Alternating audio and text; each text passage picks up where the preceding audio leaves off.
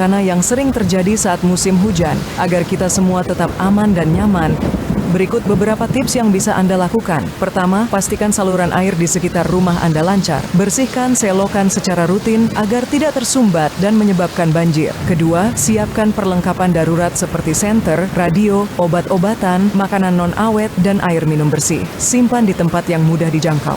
Ketiga, selalu pantau informasi cuaca terkini. Jika ada peringatan dini bencana, segera evakuasi ke tempat yang lebih aman. Jangan lupa, keselamatan diri dan keluarga adalah yang utama. Ingat, dengan persiapan yang matang, kita bisa mengurangi risiko kerugian akibat bencana. Mari kita jaga lingkungan dan diri kita agar tetap aman dan nyaman selama musim hujan.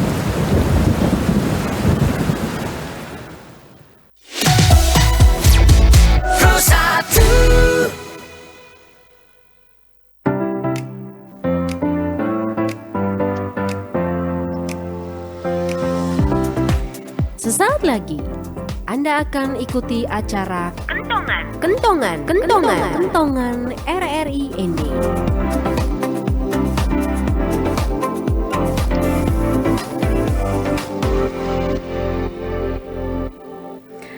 Selamat sore pendengar Pro 1 dimanapun Anda berada. Senang sekali saya Nona Nia ya kembali menemani ruang dengar Anda dalam program Kentongan sore hari ini. Pendengar, Labuan Bajo kini bukan sekedar pintu masuk menuju Taman Nasional Komodo, melainkan wajah pariwisata Indonesia di mata dunia sebagai destinasi pariwisata super prioritas. Namun di balik keindahan bentang alamnya, kita tidak boleh melupakan aspek keselamatan geografis Manggarai Barat yang berbukit dan juga berbatasan langsung ya dengan laut, menyimpan potensi bencana alam yang harus diantisipasi demi menjamin keamanan wisatawan. Nah, pendengar dimanapun Anda berada, bagaimana kesiapan BPBD Kabupaten Manggarai Barat dalam menjaga nadi pariwisata ini? Sore ini kita akan mengupasnya ya dalam topik pariwisata aman, wisatawan nyaman, antisipasi bencana di destinasi super prioritas Labuan Bajo. Sudah hadir bersama kita melalui sambungan telepon Kepala Badan Penanggulangan Bencana Daerah Kabupaten Manggarai Barat, Bapak Insinyur Octavianus Andi Bona. Selamat sore, Pak Andi. Selamat sore. Apa kabar sore hari ini, Pak Andi? Baik, kabar baik. Luar biasa, terima kasih Pak Andi sudah meluangkan waktunya di tengah kesibukan ya memantau wilayah Manggarai Barat sore hari ini ya bersama Pro 1 RRI ND. Baik, pendengar, tentunya kita akan langsung ya memulai perbincangan kita sore hari ini bersama Pak Andi ya. Nah, Pak Andi, sebagai wilayah yang ditetapkan sebagai destinasi super prioritas, apa saja peta risiko bencana utama yang menjadi fokus Badan Penanggulangan Bencana Daerah Kabupaten Manggarai Barat di Labuan Bajo dan sekitarnya saat ini, Pak Andi? Baik, terima kasih. Selamat sore semua pemirsa di mana saja berada. Dari Labuan Bajo, kami titip salam semua. Ya. Salam tangguh. Baik, perlu kami jelaskan bahwa seperti yang tadi disampaikan bahwa pariwisata Labuan Bajo merupakan pariwisata prioritas, ya, prioritas. Untuk itu pariwisata ini harus dijaga karena menjadi aset daerah, sumber pendapatan utama Kabupaten Manggarai Barat. Yeah. Sebagai badan yang ditugaskan untuk urus bencana, banyak program kami yang tujuannya memberikan kenyamanan, keamanan bagi semua wisatawan yang datang ke Labuan Bajo, sehingga semua wisatawan tersebut merasa nyaman tinggal di Labuan Bajo dan ada keinginan untuk kembali ke Labuan Bajo. Tuh. Yang pertama, kami telah memiliki dokumen tentang resiko, kajian resiko bencana. Iya. Kemudian kami juga telah melatih atau telah memilih hotel tangguh bencana, hampir 12 hotel yang sudah dinyatakan hotel tangguh bencana di Kabupaten Manggarai Barat, khususnya di Labuan Bajo, dan telah diserahkan sertifikat tangguh bencana karena mereka telah mengikuti pelatihan-pelatihan untuk menghadapi bencana seketika. Ya. Artinya hotelnya telah siap ya, mengevakuasi seluruh tamu yang ada di hotel tersebut dengan cara yang benar dan tepat apabila terjadi bencana.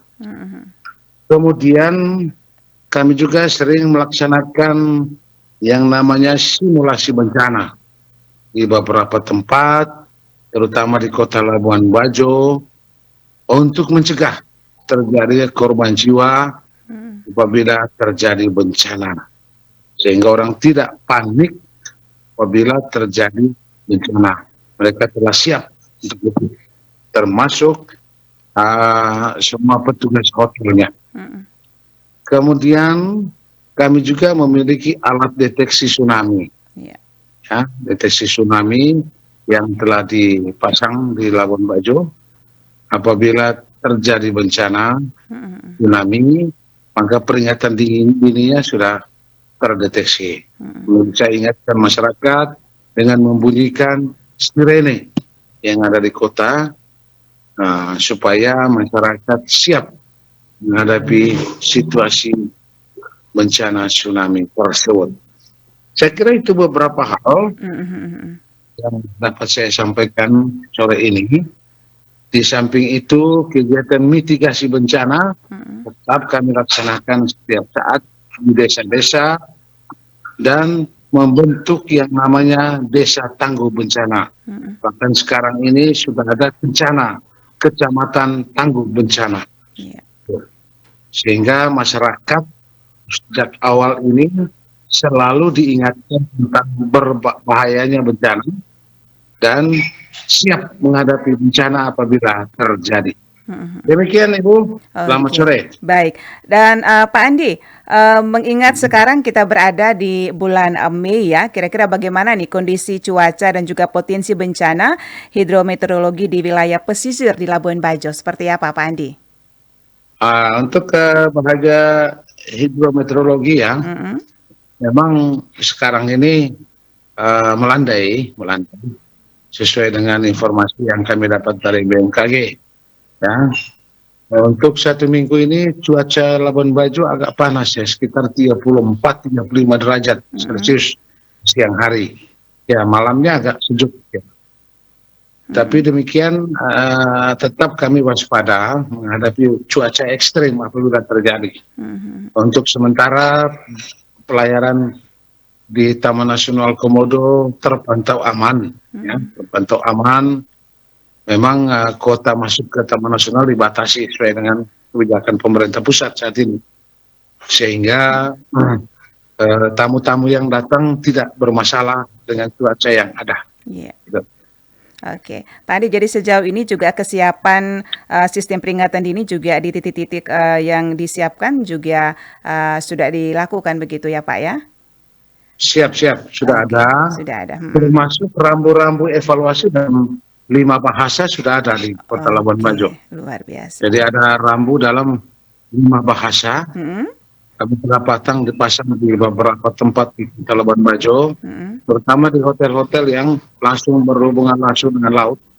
Jadi sudah ada rambu-rambu evakuasi. Oke, baik. Nah, Labuan Bajo ini Pak Andi sangat identik dengan wisata bahari ya dan juga kapal pinisi. Kira-kira bagaimana nih koordinasi BPBD dengan instansi lain ya seperti Basarnas atau KSOP dalam mitigasi kecelakaan laut akibat faktor alam, Pak? Koordinasi kami tetap jalan setiap saat. Ya. Kami ada grup-grup WA, kemudian menginformasikan seluruh aktivitas masing-masing di WA tersebut, baik KSOP maupun Basarnas, BPBD, TNI Polri, bahkan seluruh kepala desa dan camat saya masukkan dalam WA tersebut, sehingga selalu menginformasikan keadaan di tempat masing-masing. Nah, kalau terjadi kami mudah melakukan koordinasi karena kami berada dalam grup yang sama. Oke. Dan ini apakah juga ada program-program khusus dari BPBD sendiri untuk mengedukasi para pelaku industri wisata? Ya, kami sering melakukan simulasi bencana sekiranya di tempat di Kota Labuan Bajo ini ya, bersama pemandu wisata, pemilik bahari kapal bahari ini, kapal pesiar, kemudian KSOP. Ya, secara rutin kami sering lakukan itu edukasi maupun mitigasi bencana untuk mengurangi risiko yang terjadi di laut apabila terjadi cuaca ekstrem yang mendadak berubah gitu. Oke, baik. Tadi juga dijelaskan ada namanya Desa Tangguh Bencana begitu. Nah, bagaimana peran Desa Tangguh Bencana ini di wilayah-wilayah penyangga wisata di Manggarai Barat saat ini, Pak Andi? Ya, ada beberapa desa yang sudah kami kategorikan sebagai daerah atau namanya Desa Tangguh Bencana. Destana namanya.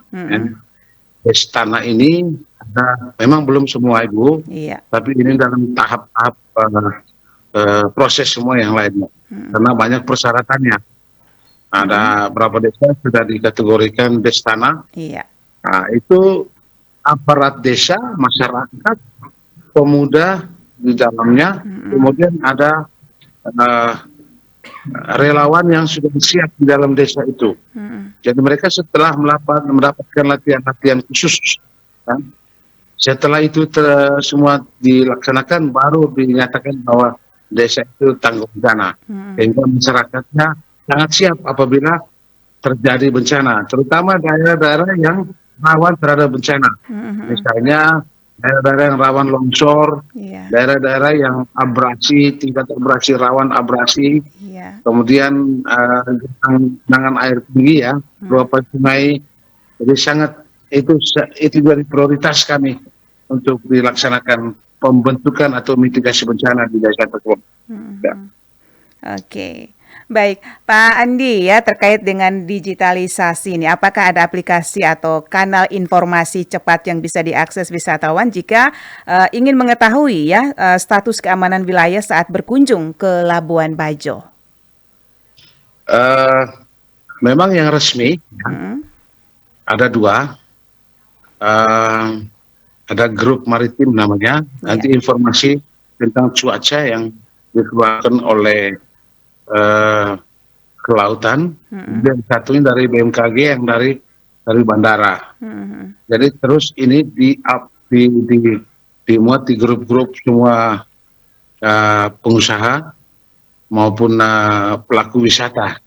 Mereka tetap update situasi atau cuaca terkini, dan itu sudah menjadi bagian dari aturan yang sudah dilaksanakan di TSOP maupun di Angkatan Laut yang sekarang ada di Labuan Bajo, bahwa itu harus menjadi satu syarat, bahwa mereka harus memantau langsung cuaca, prediksi cuaca yang disampaikan oleh pemerintah.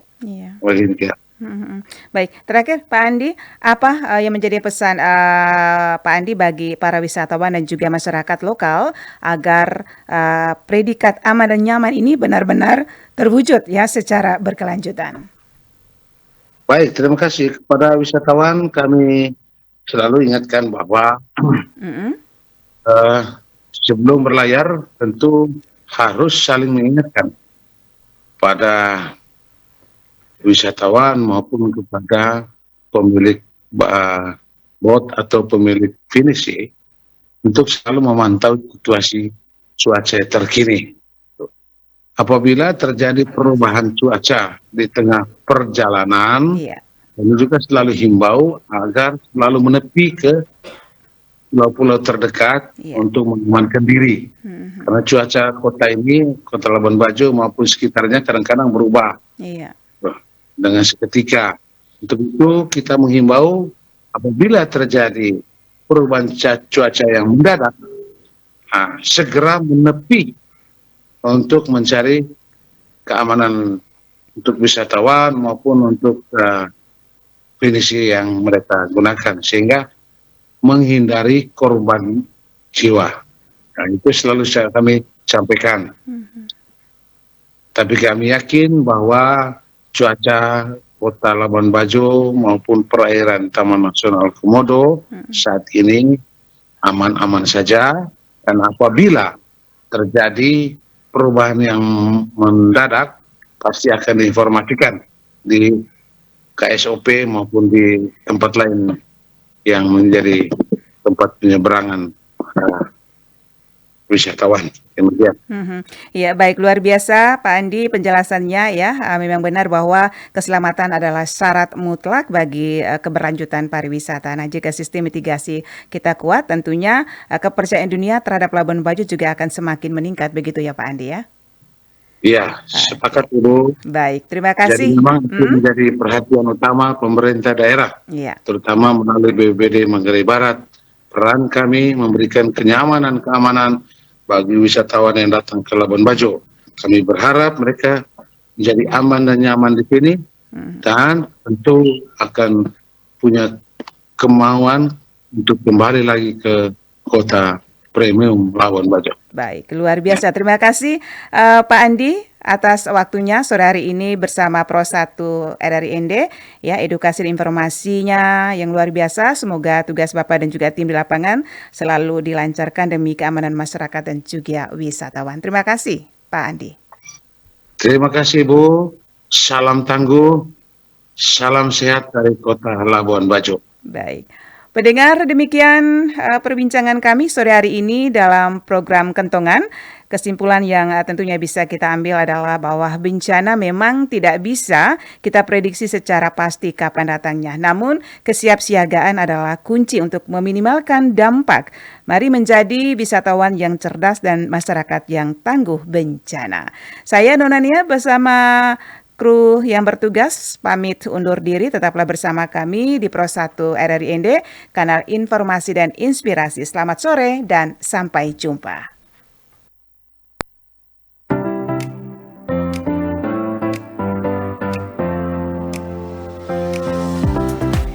Terima kasih Anda telah mengikuti acara Kentongan Pro 1 RRI ND. Karena sadar bencana, tanggung jawab bersama.